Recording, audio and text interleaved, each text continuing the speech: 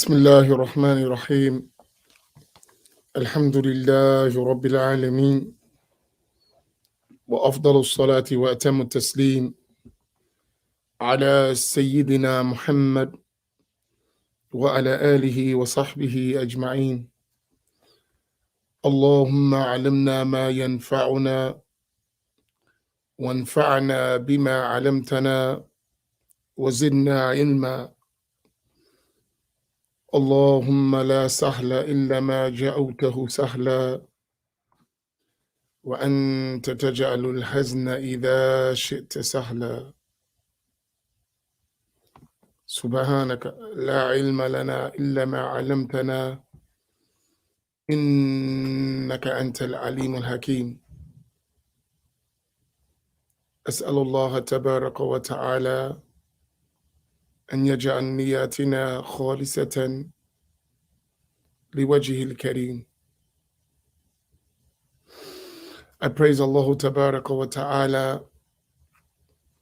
I ask Allah Tabaraka wa Ta'ala to raise the status and the honor of Sayyiduna Muhammad sallallahu alayhi wasallam, his family, his companions, and all those who follow them in excellence until the day of judgment. And I ask Allah Tabaraka wa Ta'ala to grant us the sincere, noble, and honorable intentions. Insha'Allah Tabaraka wa Ta'ala, we're going to continue with memorizing and explaining the attributes of Allah Tabaraka wa Ta'ala that every morally responsible individual is obligated to know. So I asked everyone, Insha'Allah Tabaraka wa Ta'ala, to come in the class after saying Assalamu alaikum, and I respond to all of you by saying Wa alaikum assalam, to put the 13 attributes that we covered so far, Insha'Allah. So I give everyone the opportunity to paste it.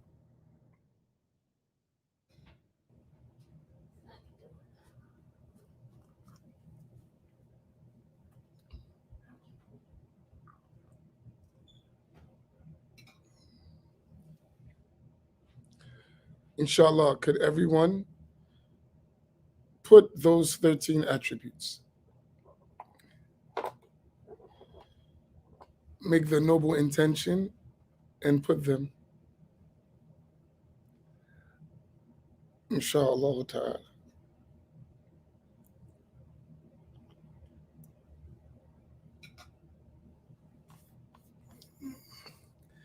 They are extremely significant. I'm realizing more and more that we, unfortunately, as Muslims, need to relearn our belief in Islam. And what do I mean relearn? Not just as theory, some words, some expressions, some concepts. Reality. We need to make our knowledge a part of our life. That's another level. So when I say go back and relearn, sometimes it's just to learn in the first place. But especially these attributes of Allah Tabaraka wa Ta'ala, learning them and then learning our relationship to Allah Tabaraka wa Ta'ala and these attributes in our lives.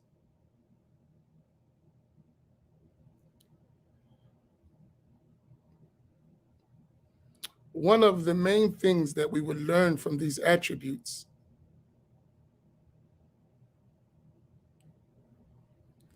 is that all of us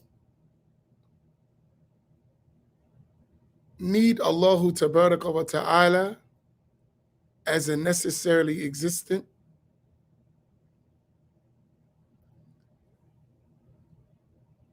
and our attachment should be to Allah Tabaraka wa Ta'ala, and that the creation is a permissible existent thing that we should not be attached to. Rather, it should be a means to having a connection with the one who's always exists and whose existence will never come to an end.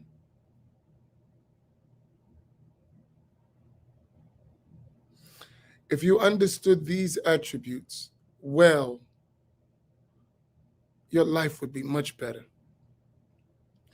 If you look at almost every problem in your life, every struggle you have in your life, it's related in some way, in some form,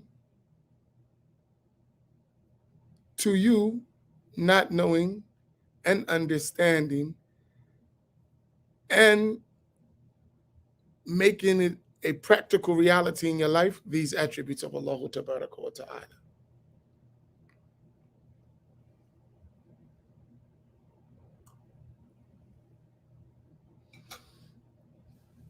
So I want us to master these. And I want it to be something that for the rest of our life, these attributes are a guiding force in our lives to connecting to Allah Tabaraka wa Ta'ala. That it never becomes something, I know that. Because it is the first thing you learn, and hopefully, inshallah, it is the last thing you die upon. And everything in between should be a route to you mastering this inwardly and outwardly. This is your deen.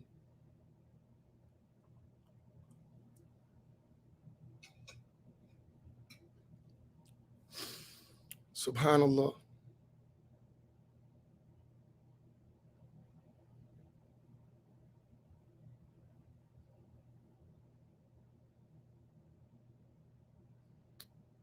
It is something I hope we get.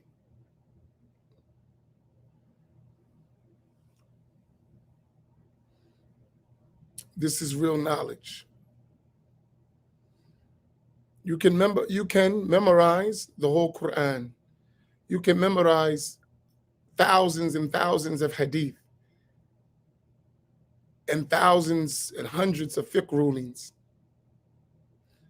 and master of Arabic language, but still not know this and not realize this.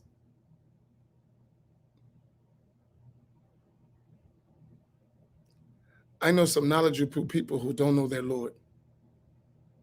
Subhanallah. Very knowledgeable, but they don't know their Lord.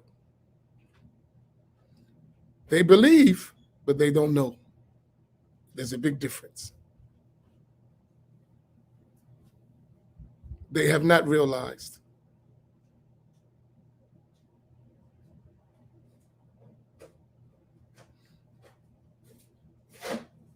When you know, it becomes your life. And it's a reflection in your life.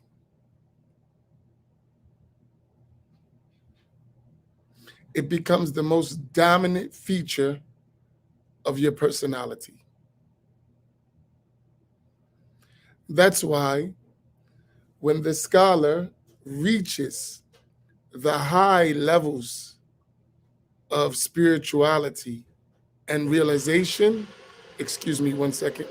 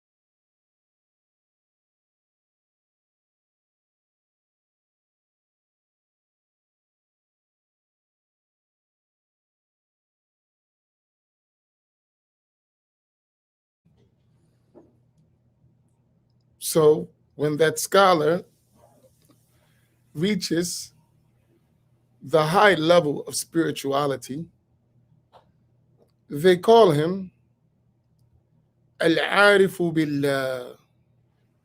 Subhanallah. Al-Arifu Billah.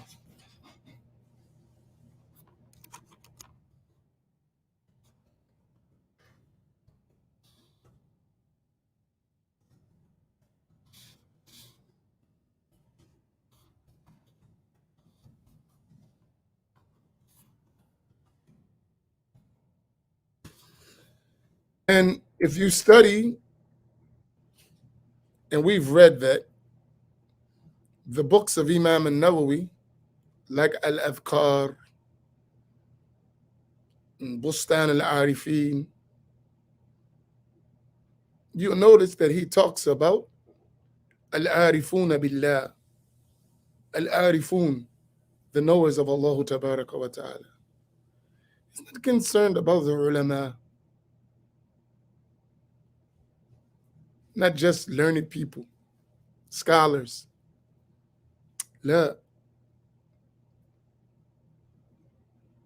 Because Al-Arifun, they are Al-Amilun bi'ilmihim. They are those who practice their knowledge. ظاهرا وباطنا, inwardly and outwardly. So they learn about Allah Tabaraka wa Ta'ala. They learn these attributes and they use them as a guiding light in their lives. La ilaha illallah. So don't take these as just these attributes of Allah and we learned them when we were kids. No, you learned the words when you were kids. You had a rhyming qasida and you learned those words. Do you know them? I'll give you an example.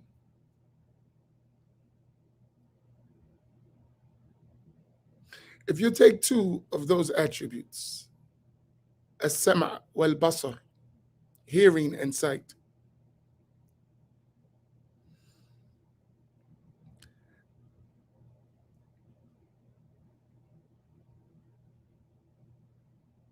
do you understand that?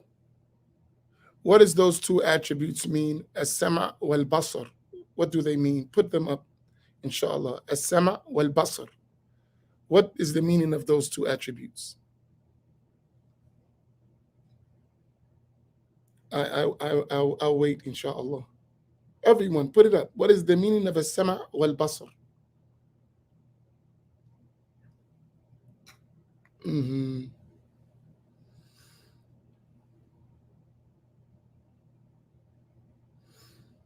Hearing and sight. Everyone put it up, inshallah.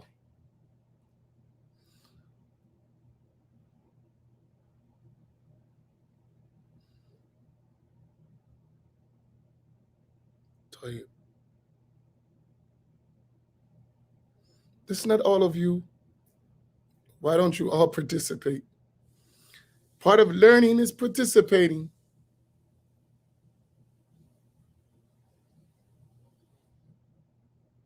All of us are ignorant of these attributes and our life reflects it.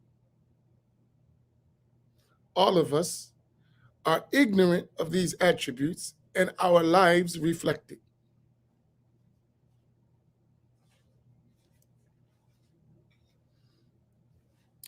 What do we extract practically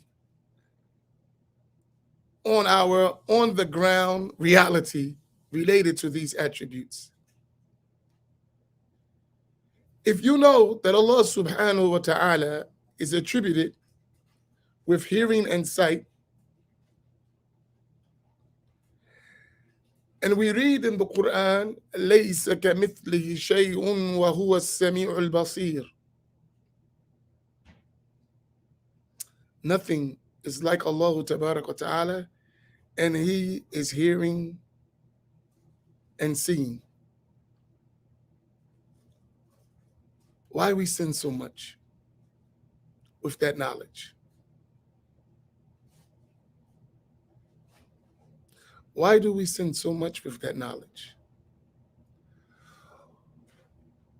Why do we find ourselves where Allah prohibited us to be, and we miss ourselves where Allah ordered us to be, knowing that He is attributed with as-sama' wal-basar, and He is as-sami'ul basir? Did you ever sit around and think about that?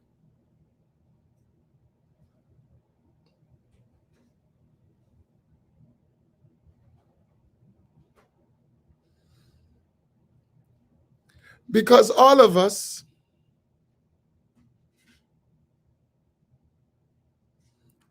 who drive on the highway, when we see the police, state troopers, highway patrol, what do we all do? Answer me. When we see the state police or the highway patrol, we're on the highway doing our thing, driving. What do we all do? Let's be honest with ourselves.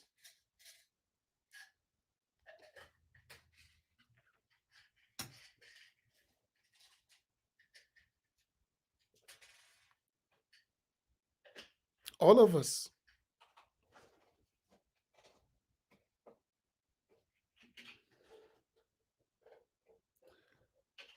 Why do you do that? Because you realize that now that officer in that vehicle sees you, and he has authority. If he catches you speeding, he's going to pull you over and write you a citation. And you don't want no points on your driver's license. So you slow down. You observe the law.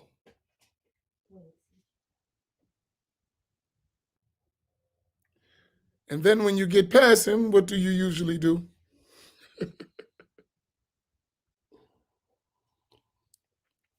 Step on it, right? In reality, Allah Tabaraka wa Ta'ala is always seeing you. So why don't you slow down? Why don't you observe the law? It's because you never realized that Allah really sees you, that He hears you.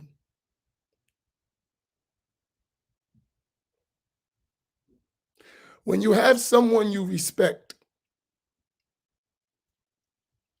we have someone we respect. I hope you have someone you respect. How do you speak in the presence of that person who can hear you? Someone you really respect, an elder, a teacher, a sheikh, I don't know, whoever you respect. How do you, the judge, when you're in the courtroom, how do you speak? That's a question. Respectfully, you have adab.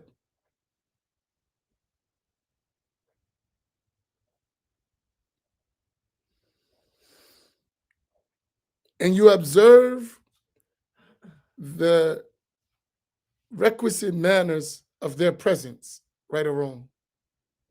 You deem them valuable, you deem them worthy of respect and honor, so you observe yourself in front of them.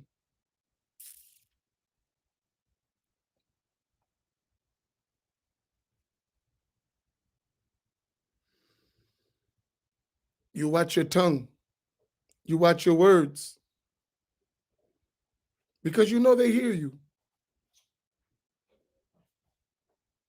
how we should be with Allah Tabaraka wa Ta'ala, who hears everything.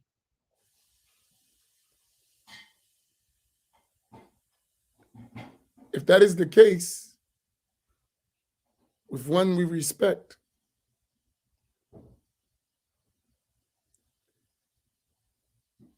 and their hearing is in need of many things to hear you: distance, vibration, letters, sounds, language, where Allah Tabaraka wa Ta'ala doesn't need any of that, and his hearing is perfect.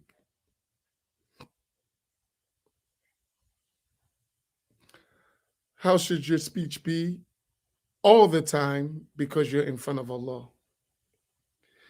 Now, here's the challenge with that. Allah, Ya Rab. Here's the challenge with that.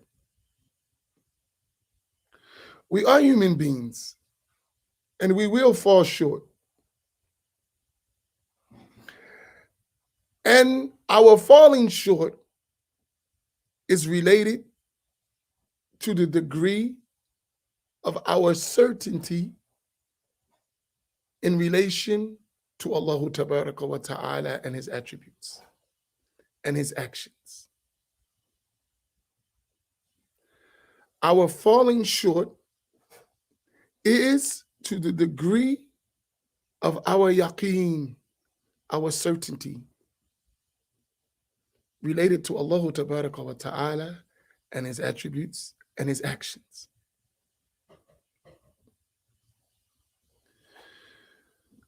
Whenever that certainty is at a low level, one's heedlessness, one's transgressions of the sacred law, one's transgressions of the etiquette that you should have with Allah becomes increased. When the certainty is increased, however, right, one has the proper manners and behaviors and acts of obedience, because one realize that one is always in the divine presence.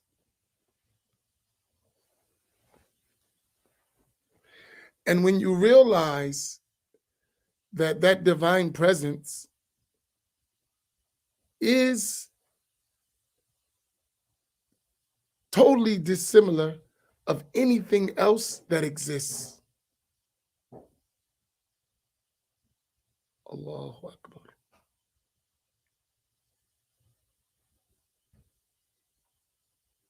Then there is a certain manner and behavior that goes with that.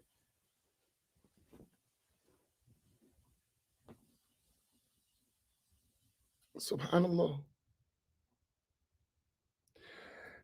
And the knowers of Allah, how do we say knowers of Allah in Arabic? Everyone put it, please.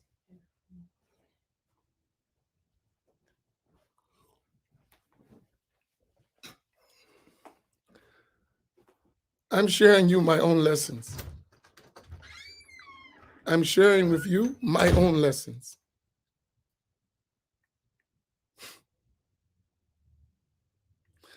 How do we say knowers of Allah?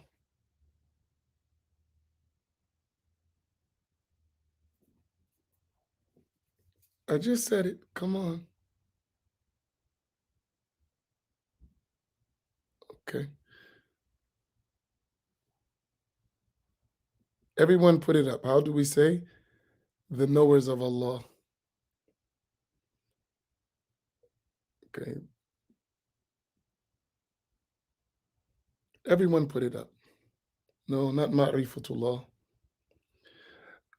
You can say it's singular or plural, so it doesn't matter. I want to make sure you know the point. Please, everyone put it up. I don't like talking and we're not learning.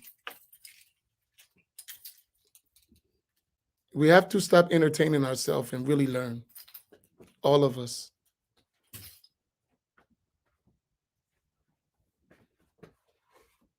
This is serious business. Right. So singular.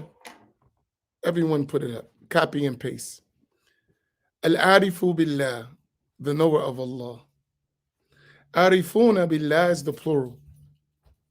But for this al-arif billah, everyone put it up.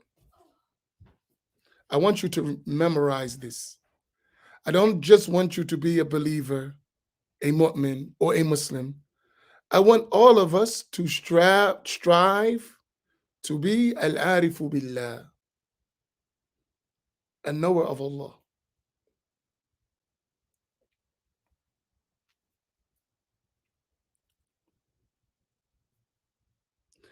And I mentioned to you the sign of the Arif Billah, Al-Arif Billah, the sign, what is it?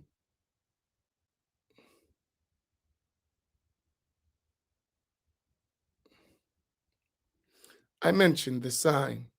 You want to know who's Arif Billah? This is a sign of it.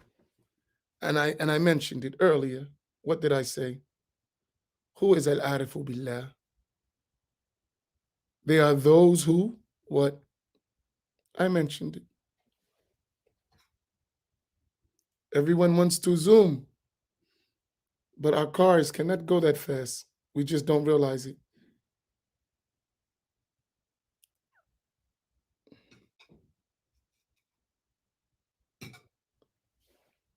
Did anyone get what I said? I said it in Arabic first, and then I translated it, which always tells me stop saying things in Arabic that people are not fully understanding. Make sure they understand.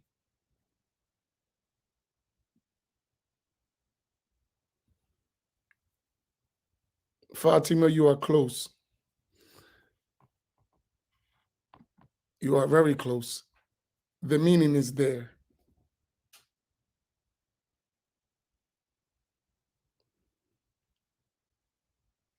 So,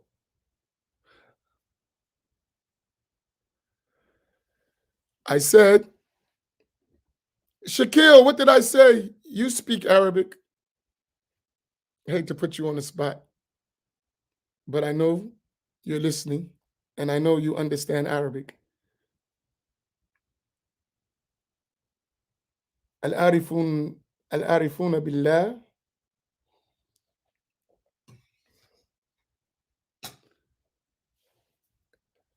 Al-amiluna bi'ilmihim. What does that mean, Shaquille? It relates to what Fatima just said. I said, Al-amiluna bi'ilmihim zahiran wa batina.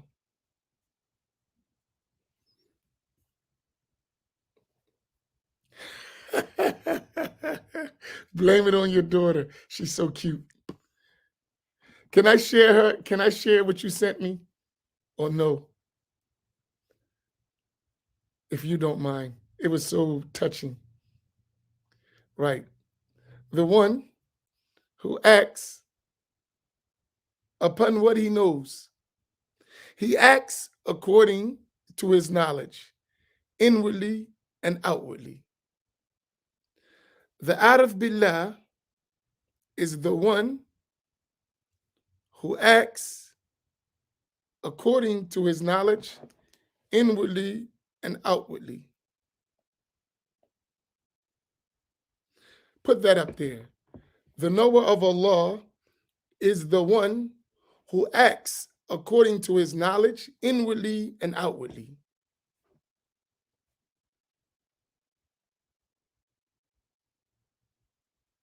Put that up there. Right, what Imari put. There are those who act upon what he knows, who acts upon what he knows, or what they know, inwardly and outwardly.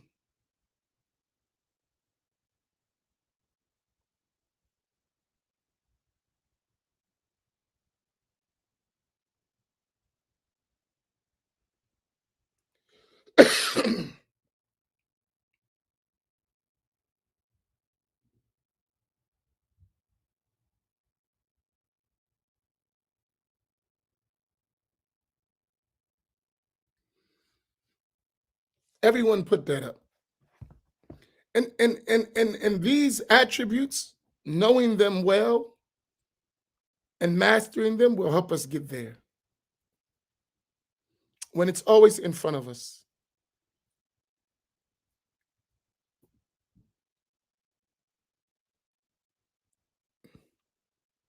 Subhanallah.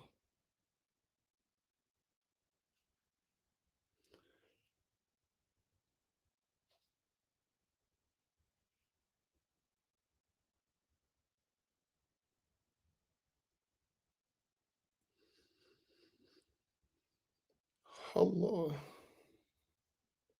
Yeah.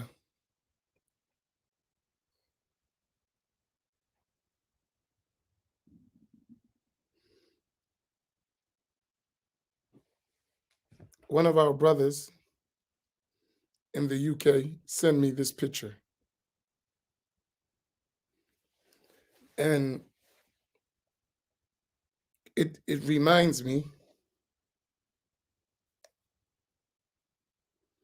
of what we should be doing. You see this little girl? Look at her. Y'all see that?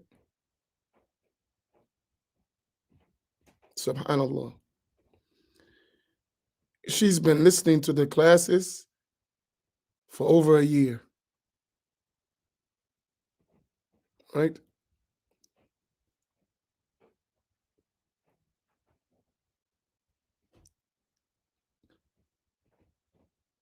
And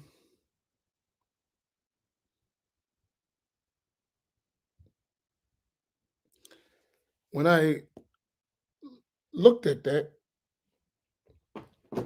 I said to myself, when the person sent it to me, they are watching us, the next generation. Let us observe the law. The person doesn't know how much that picture hit me. It taught me adab quickly, just observing her, to realize that she's observing me.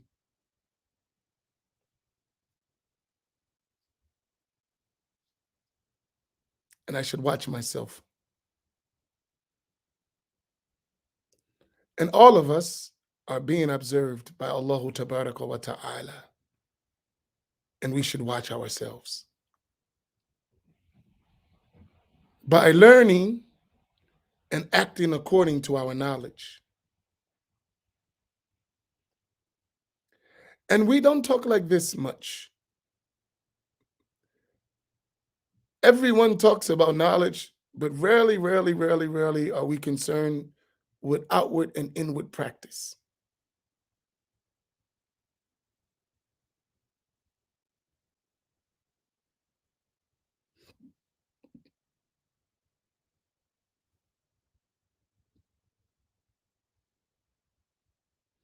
And our teachers used to say to us, and you should write this, and all of us should take it as an important advice.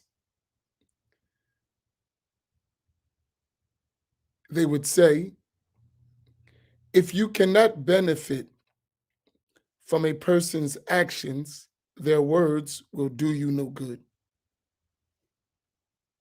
Subhanallah. If you cannot benefit from a person's actions, their words will do you no good.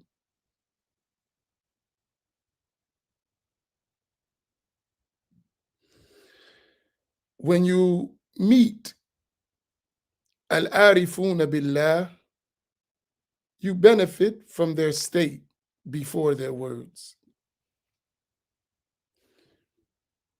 You benefit from their state, which is a result of their diligent practice before their words.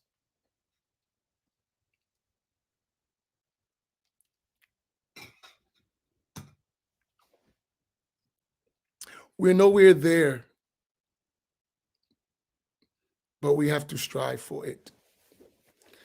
And learning these attributes of Allah would help us, inshallah, get there. and thinking about them and pondering on them and looking and observing ourselves constantly in the light of the sacred law, we'll get there, inshallah. If Allah eternally willed for us success, we'll get there.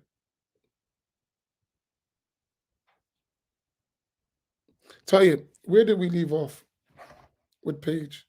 As-Sifatul Ma'nawiyah, right? Bismillah. Let us recite Al-Fatih. What page are we on? We're on page 24. Page 34? 24. Page 24. Tayyib. Let's recite Al-Fatiha to the soul of the author, As-Sayyidi Al-Sheikh Muhammad Saleh Al-Farfur, rahimahullah ta'ala. Al-Fatiha.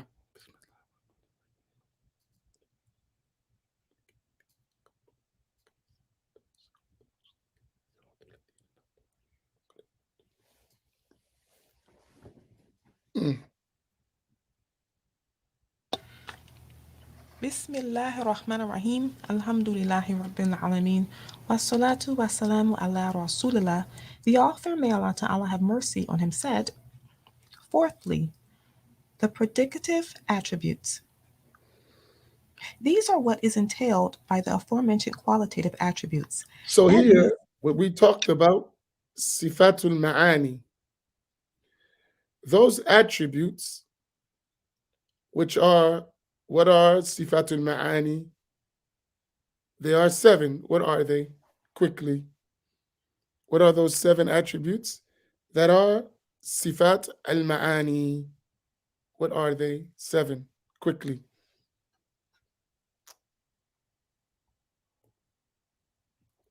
Everyone go for it. We should know them, right? They're a part of our lives. Boom, boom, boom. They should just fly off our tongues and our hands quickly. Inshallah. What are the 7 Sifat al-Ma'ani? We just talked about 2 of them. Come on, put it up.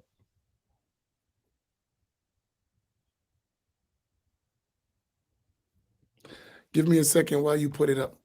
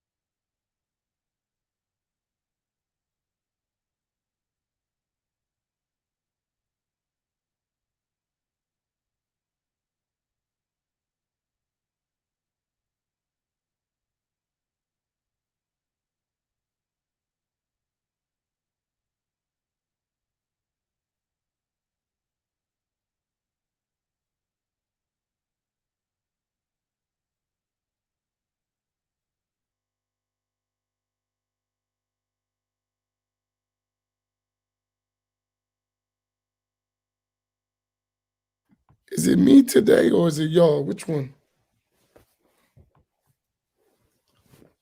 How come it seems we struggle to put these up faster?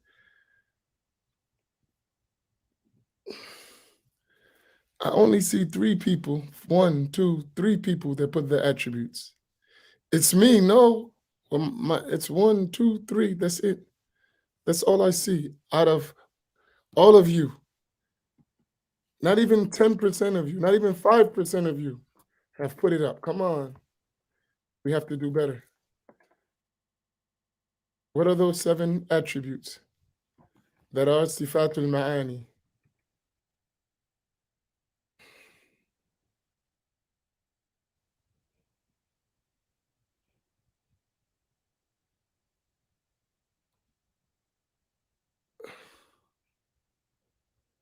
Fil i'ada ifada. The more you repeat, there's going to be a benefit.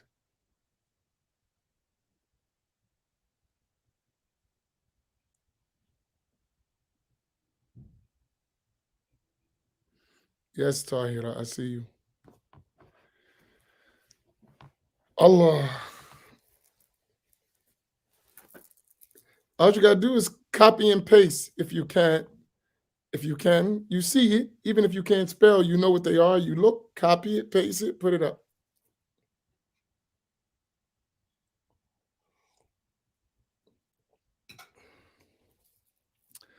Let me explain how important this is. No exaggeration. I learned these things over 30 years ago, and I haven't embodied them yet. You heard what I just said? I learned these over 30 years ago, and I haven't embodied them yet. I don't want you to say the same thing.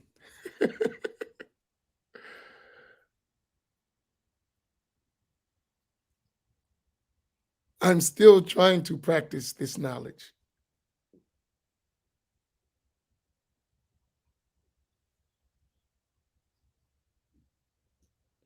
So don't think it's something to pass by. If you get this, your whole matter will be fixed.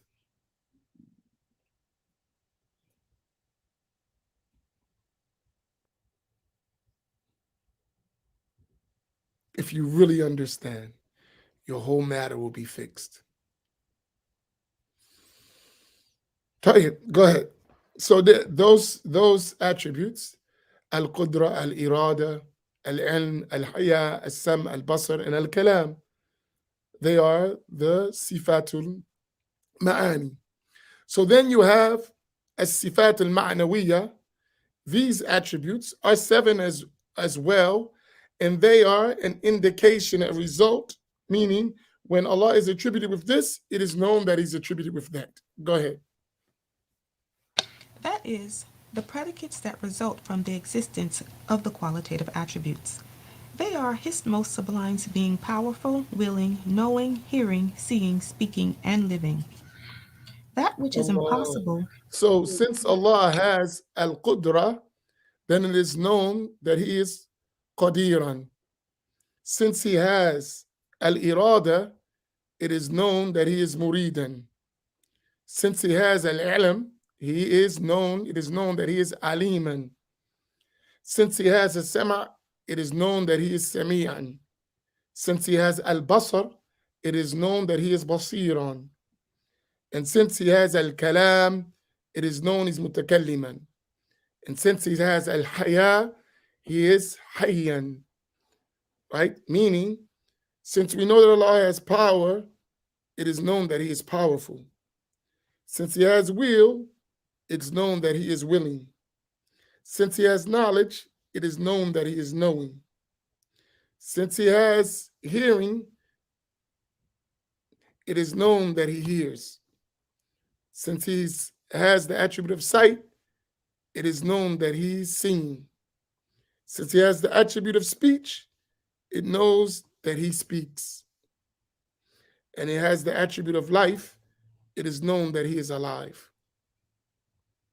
So that's why, and this is an important aspect for you to know, when you read the books of Aqidah, according to the Asha'ira and Maturidiyya, Ahl Sunnati wal Jama'ah,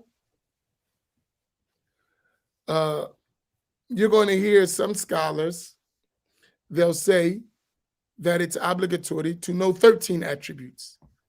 Because when they talk about sifatul ma'ani, sifatul ma'nawiyya are known. So they would only mention sifatul ma'ani. So they'll say that Allah is attributed with 13 attributes that is obligatory on every morally responsible person to know. Right? Right? So one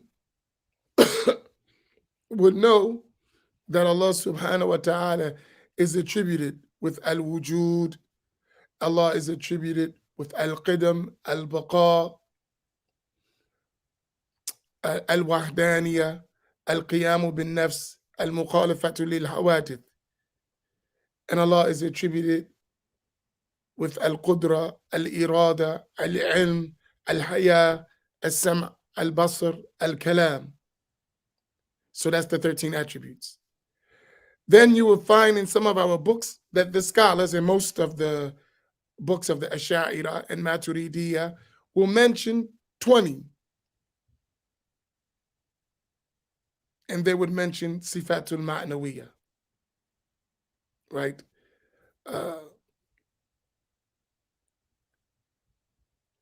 Now, what this does not entail is that these are the only attributes of Allah.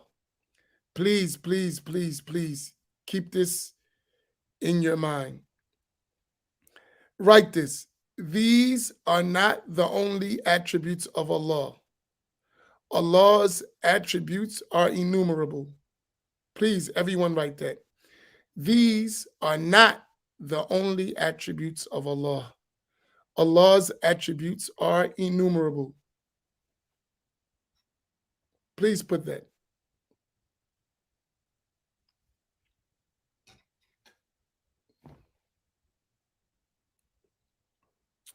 These are not the only attributes of Allah. Allah's attributes are innumerable.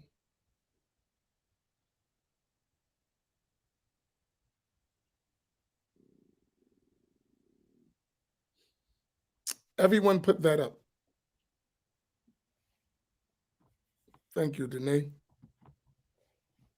These are not the only attributes of Allah. Allah's attributes are innumerable. Please, everyone, copy and paste or write that.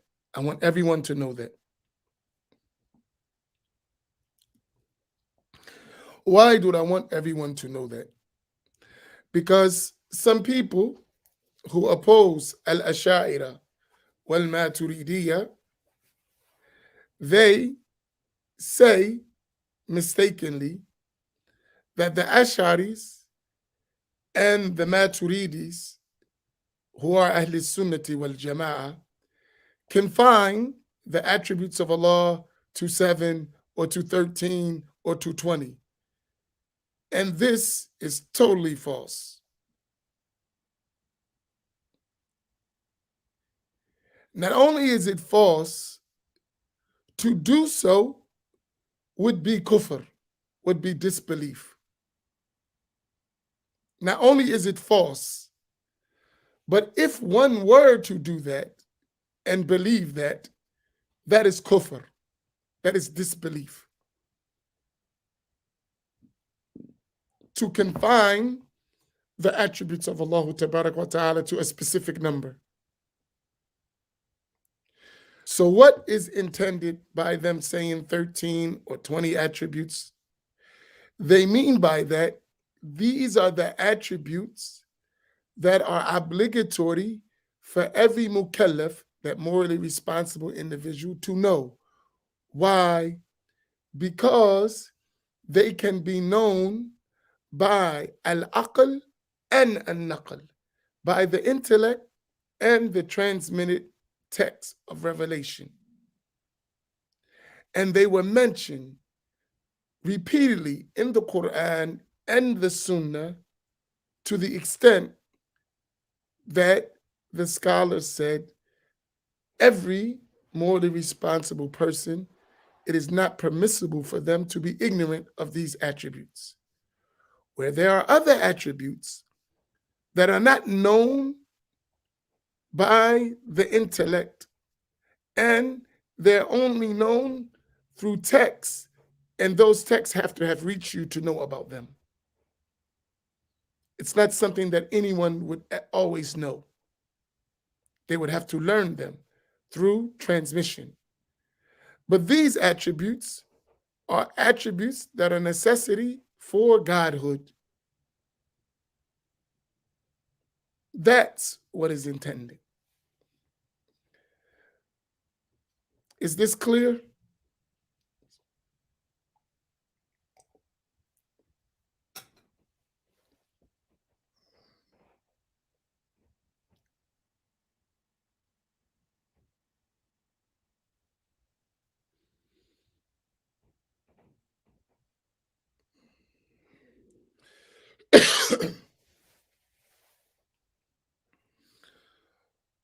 Allah. If you give this stuff, give these matters, shouldn't say stuff, you give these matters understood very well,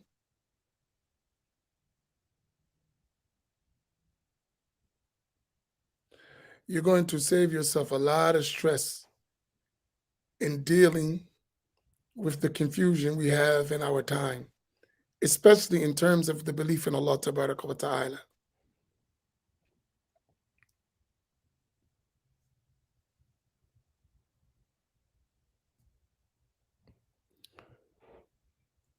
Could someone place properly the 13 attributes again in the box for our brother rebuilding Amir, so he would have them, at least the 13, so that he can copy them?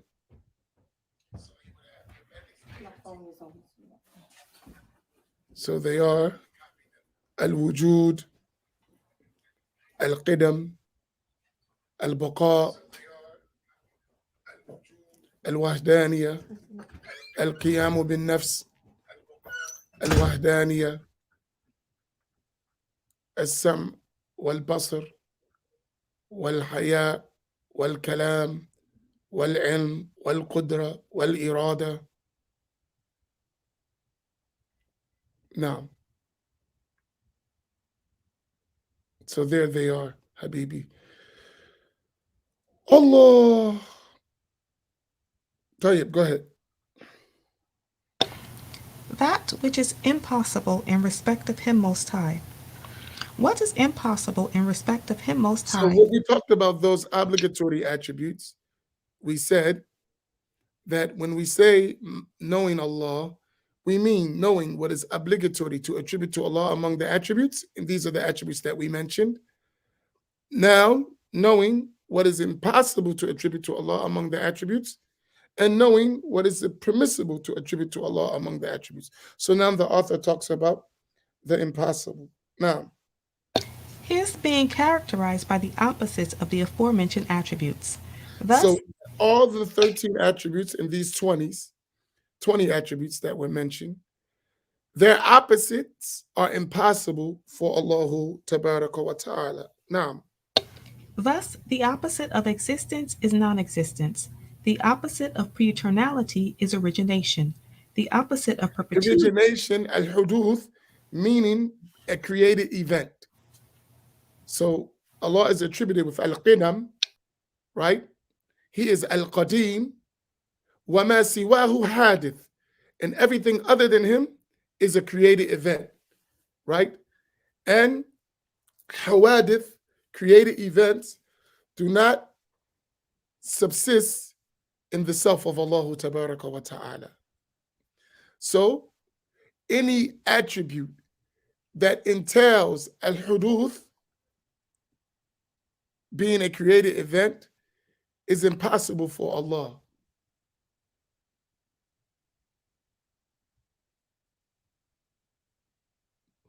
And the biggest sign of al-huduth is at-taghayyur, min halin ila hal.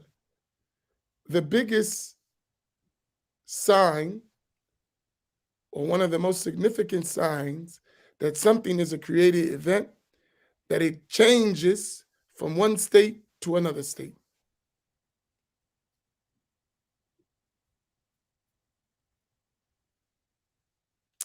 Allah. Now, go ahead. The opposite of perpetuity is cessation. The opposite of His So most. from this, from this, we know that Allah exists without a place. Because Allah existed eternally without a beginning, He's attributed with the attribute of al-qidam. Hence, He existed before any creation. Al-Arsh, the throne, is a creation. It is not eternal with Allah Tabaraka wa Ta'ala. It came, Al-Arsh, the throne, and the heavens, and the throne is above the heavens and above paradise. All of those are created things. And for Allah to exist without that, and after creating it, exists above that, is a change. And that change is a sign of al-huduth, being originated. And that is not befitting for Allah tabaraka wa ta'ala. Is that clear?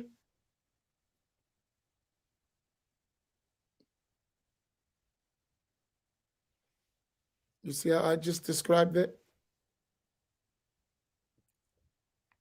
Is that clear?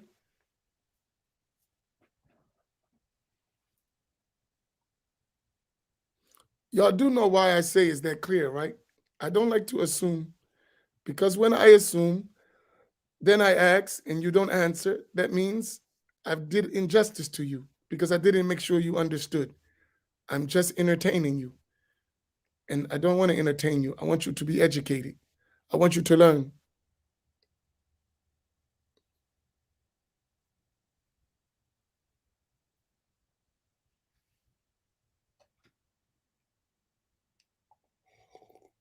Mm. Okay, go ahead. The opposite of his Most High's dissimilarity to that which is originated is his similarity to them. So go back to Al-Baqarah. The opposite of existence is non existence. The opposite of pre-eternality is origination. The Mhm. opposite of perpetuity is cessation. The Perpetuity, these big words, maybe y'all might know them. I don't know what they mean. What's those two words you said? The opposite of who? perpetuity is cessation. All right. Perpetuity, it means everlastingness, not coming to an end. The opposite of that is annihilation, coming to an end, ceasing to exist. So Allah is everlasting. He's al-Baqi. So al-Fana is not attributed to him. It's impossible. Okay, go ahead. The opposite of his Most High's dissimilarity to that which is originated is his similarity to them. The I opposite. told a guy a joke the other day. They said, your Arabic needs work. I said, so does my English. So that's not offensive. Oh my goodness. He looked at me like I was crazy. He was trying to insult me. I said, so does my English. I noticed you didn't say anything about that.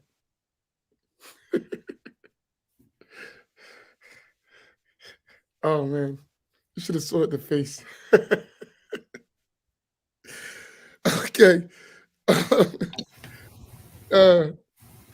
The opposite of his Most High's self-subsistence is Go his need back of to others. non-resemblance to the creation.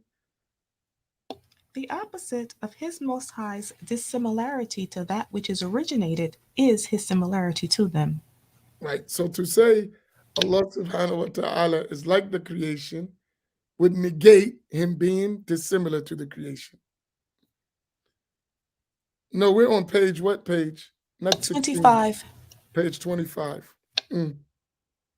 The opposite of his Most High's self-subsistence is his need of others. Mhm. The opposite of oneness is multiplicity in entity, attributes, and acts. The opposite of power is Again.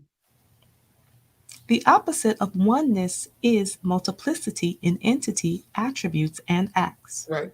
So that means al-wahdaniya, his oneness, the opposite is التعدد في الذات والصفات والأفعال. Is to say that Allah tabaraka wa ta'ala is more than one God in his self. He has more than one attribute of his attributes, meaning he has one power. To say he has more than multiple types of power, or multiple power, or one knowledge and multiple knowledge. Look. Or in his actions are one. So Allah is wahidun, Allah is one without a co-sharer in his self, in his attributes, and his actions. May Allah make it easy for you, Brother Talib. Please make dua for all of us. Don't forget us in our dua, and we'll do the same for you. Okay, go ahead. The opposite of power is powerlessness. The opposite of will is compulsion. The opposite of knowledge is ignorance. The opposite of life is death. The opposite of hearing is deafness. The opposite of sight is blindness. And the opposite of speech is dumbness. So all of those are impossible to attribute to Allah. So anything which entails those opposites are impossible to attribute to Allah Tabaraka wa Ta'ala.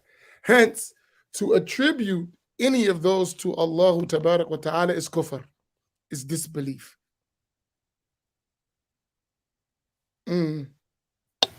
It is impossible for Him Most High to be characterized by any of these attributes because they are attributes of imperfection and thus unbefitting His Most High's entity, as He is only characterized by attributes of perfection.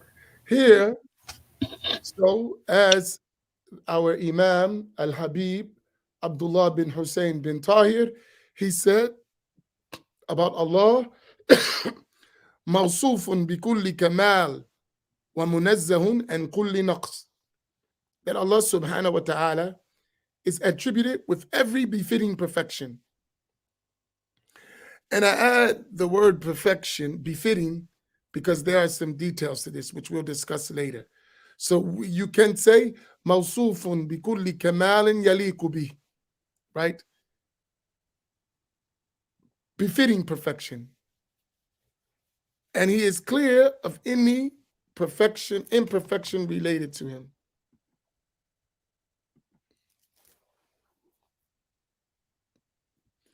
So everyone put that. Allahu Tabaraka wa Ta'ala, Allah is attributed with every befitting perfection and is clear of any imperfection. Allah is attributed with every befitting perfection and is clear of any imperfection. Please put that up.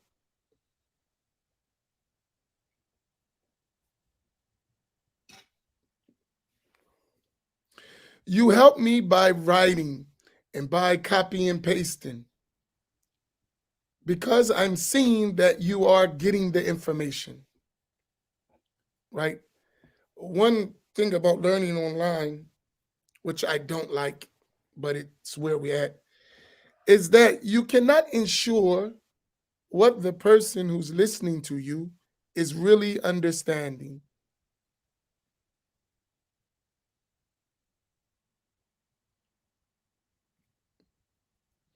When we're live, I can look at you. I can see your face. I can see if you're writing, if you're not writing. I can feel you. It's hard to do that through a computer. Almost impossible, right? So when you engage me, I see what you're getting. Or at least I know you're hearing and you're understanding. So I'm trying to make up for the lack of physical observation. So the way you do that is through questioning and having you engage and having you write and having you say it's you understand and asking you questions. And this is the way to make up for that gap. Inshallah, we'll stop there. May Allah facilitate for all of us, inshallah, tabaraka wa ta'ala.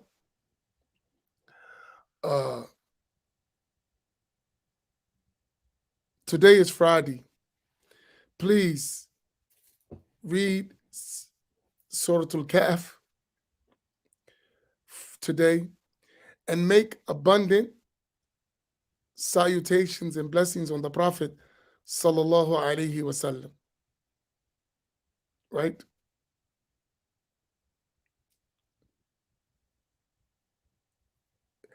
And make dua a lot of dua for the believers, male and female. Friday is a special day.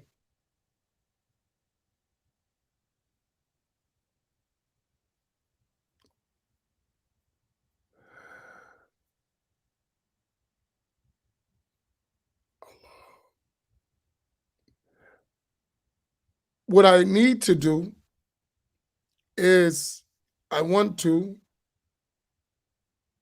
establish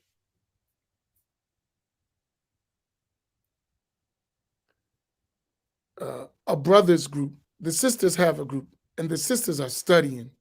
May Allah reward them. The sisters, they are studying. They have a group, and they meet regularly, and they're doing a great job. I really am so happy to see their progress.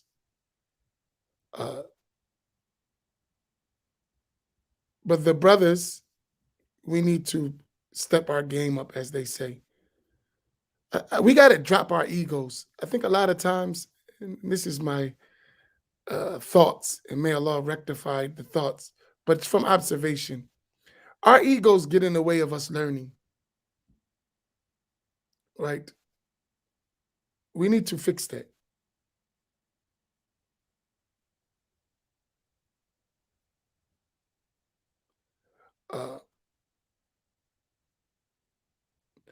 But what I'll do is, let me put this up. Let me start it. You keep saying it, and it ain't gonna get done. I'll do it, and you can help Sufyan and come in with me and help me with it. But I tried it before, and the brothers didn't follow each other. So maybe if I do it, then they will follow. So all the brothers, please send me your email and your phone number to info@mmacinc.org, right? Don't make it long. Put your name, your phone number, and your email address. That's it. And everyone who sends their name, phone number, and email address, I know you want to get in that private group.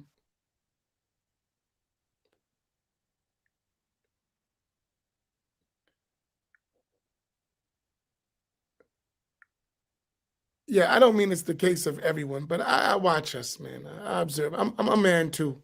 I know how we are, right? But I'm going to start this group this week, inshallah. This coming week. So once I get all of your emails and phone numbers, I'll contact you, and we'll start, inshallah, this week. We need more teachers, and I'm telling you, we need help in explaining. I watch a lot of these Facebook dialogues, and I see some of our people trying to explain. Ya Latif, we need help, right?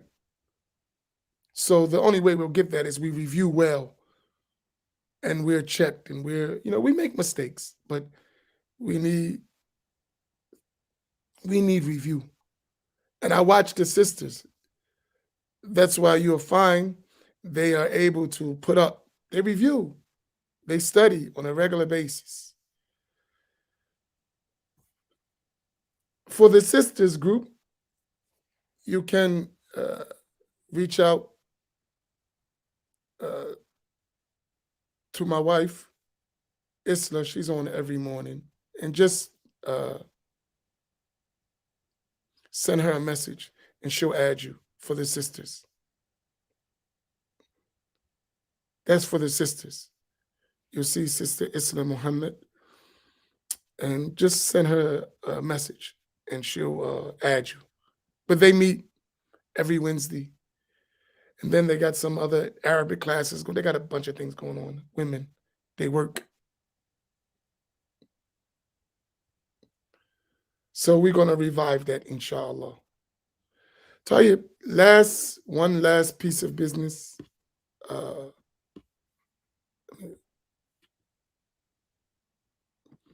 reminding you of the summit coming up on the 18th to the 20th. You can register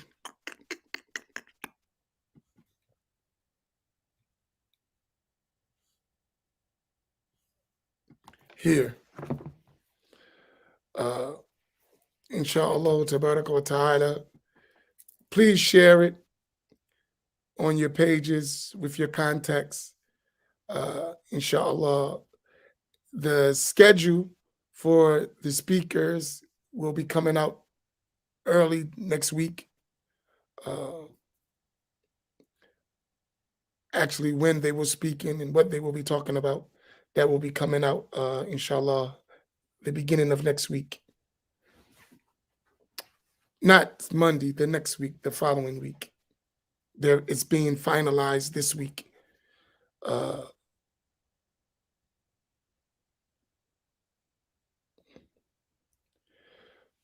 I want to share something quickly. Let me hit my reader. Hold on one second.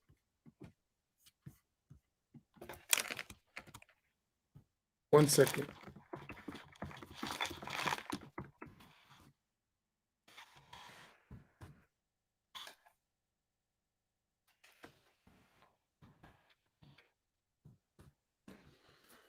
I want to share something with you. If you want to learn, you really want to learn, you have to admit that you don't know.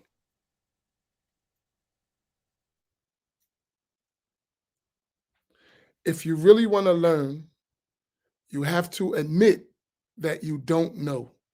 Could y'all please put that in the chat?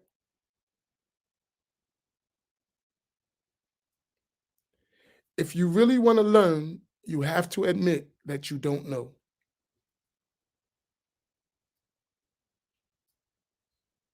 Put that what I said. If you really want to learn, you have to admit you don't know.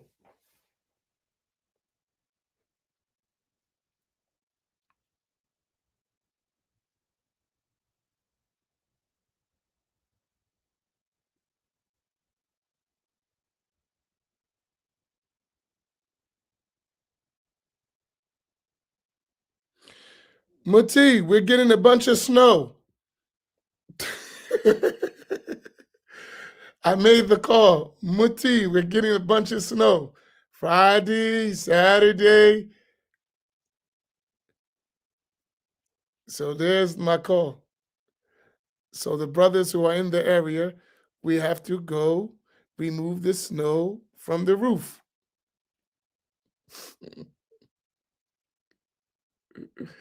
So don't say you was on vacation, you ain't know. Because I can't do it. I hurt myself. So there will be no removing snow for me.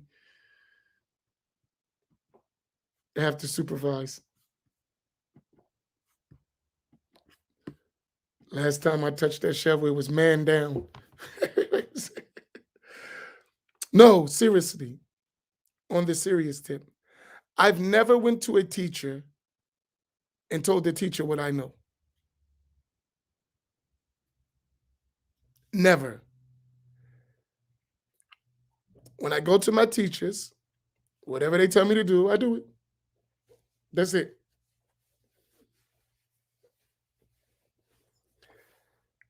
And I record as they say, not as I think.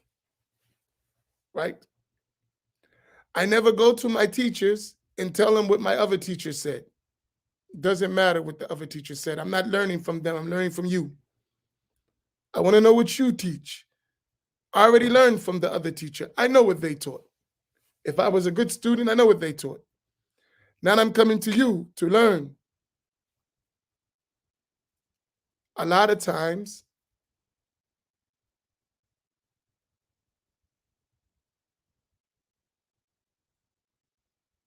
we go to a teacher to learn what we think we want to know, not what they know. Right? That's a mistake.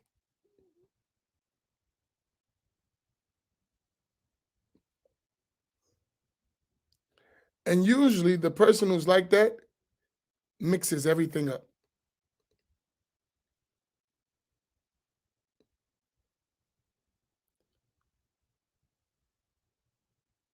So what you should be able to do, I've studied some of the same books with multiple teachers. And what I did is I could tell you who said what about what. When he was explaining this, he said this. He said this. He said this about this, and he said this. Right? And after time,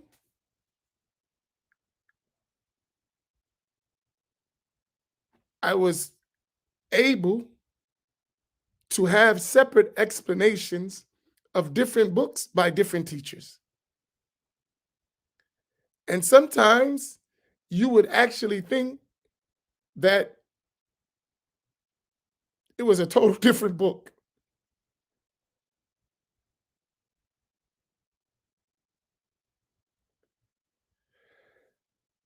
I give you an example. I teach at Tahawiyah, right? A lot. I studied the Tahawiyah with multiple sheikhs. With Sheikh Samir, I studied the Tahawiyah with him 3 times, just with him alone, and some other teachers 3 times. The same book. And every one of those explanations were totally different from the one before it.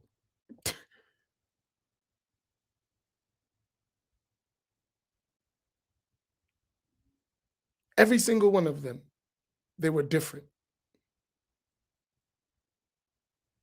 Some were very brief, some were more detailed, some points were highlighted, some proofs were given that weren't given here.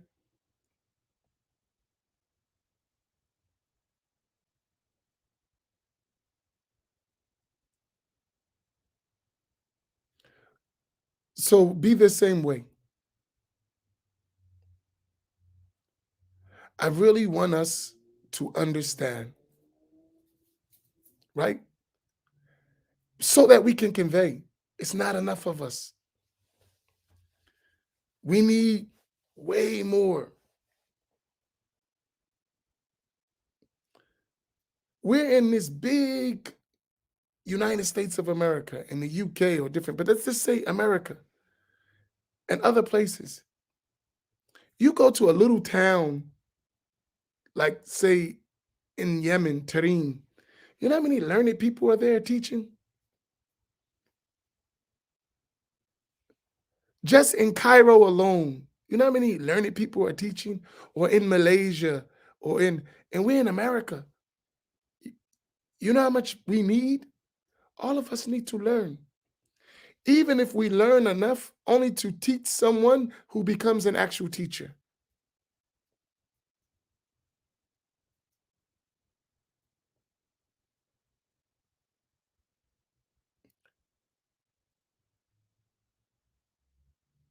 That just reminded me of something, and I'll stop after this.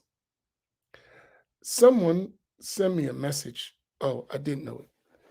That my 4th grade teacher died. My 4th grade teacher. And that 4th grade teacher was the one who gave me love for reading.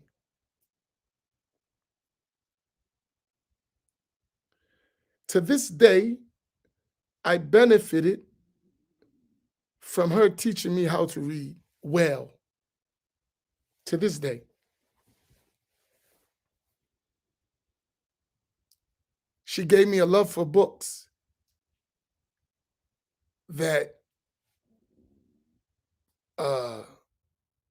subhanAllah, I could never, ever repay her for teaching me. And she wasn't a Muslim. I'm talking about regular school. She was a teacher. Her name was Miss Jefferson. She was a teacher who cared about her students. And in the Black community, sometimes that's rare. Teachers just show up to get a paycheck, but she cared. And I remember she used to, every time we would complete a book, she would treat us to pizza. She would take us to a famous pizza shop, and she would buy the students who completed a book pizza, a whole pizza for yourself, a personal pizza. She was a very wise woman. Coming from the projects, getting a whole pizza to yourself, getting pizza, period. It's like a miracle. But she left an impact on us. And I'm saying myself and others, but especially for myself. Love. This was way before York. Way before York.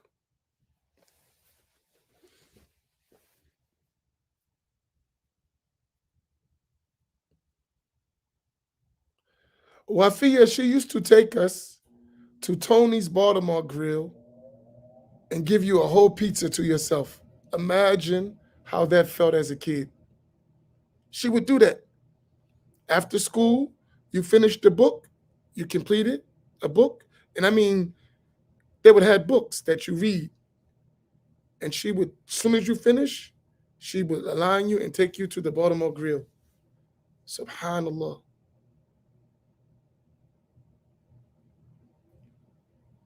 And I remember when I left the 4th grade, I was reading on a 9th grade reading level. When I left the 4th grade, I was reading on a 9th grade reading level.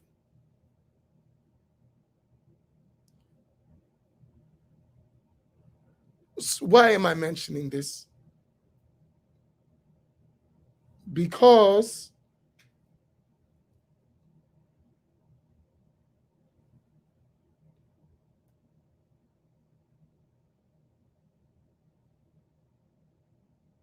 oh, that was her sister who died. I'm sorry. I mixed the news up. Someone just they sent me the message. It was her sister who died. She's still alive. Well, I better get over there and see her I before she passes, because I owe her a thank you, and I haven't done it yet.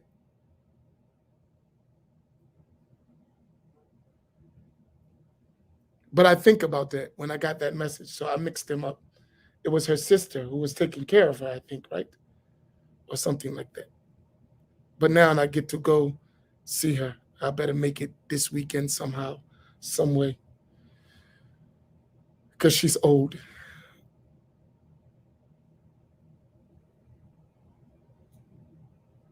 I owe that woman a thank you. You wouldn't get what you get today if it wasn't for that woman putting the love for me to read books.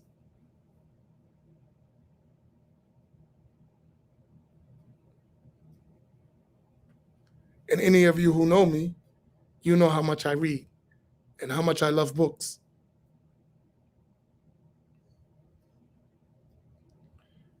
That woman, that non-Muslim woman, put that in me. May Allah reward her for what she did. Tell you, so you can learn from anyone.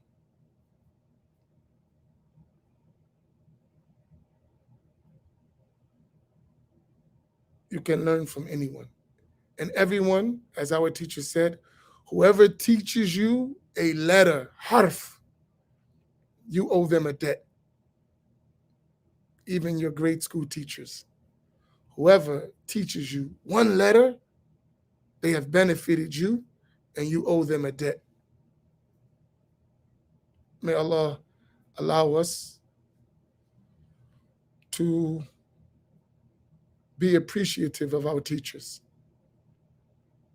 and honor them. All right, inshallah, I remind you tonight, Sheikh Walid Al-Rifai He comes on at 7 o'clock with the book Bidayatul Hidayah. For those who didn't get the book, can I find the book myself?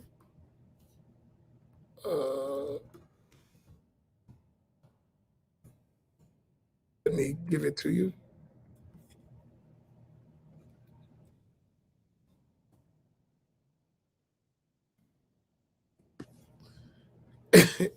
Here's the link for the book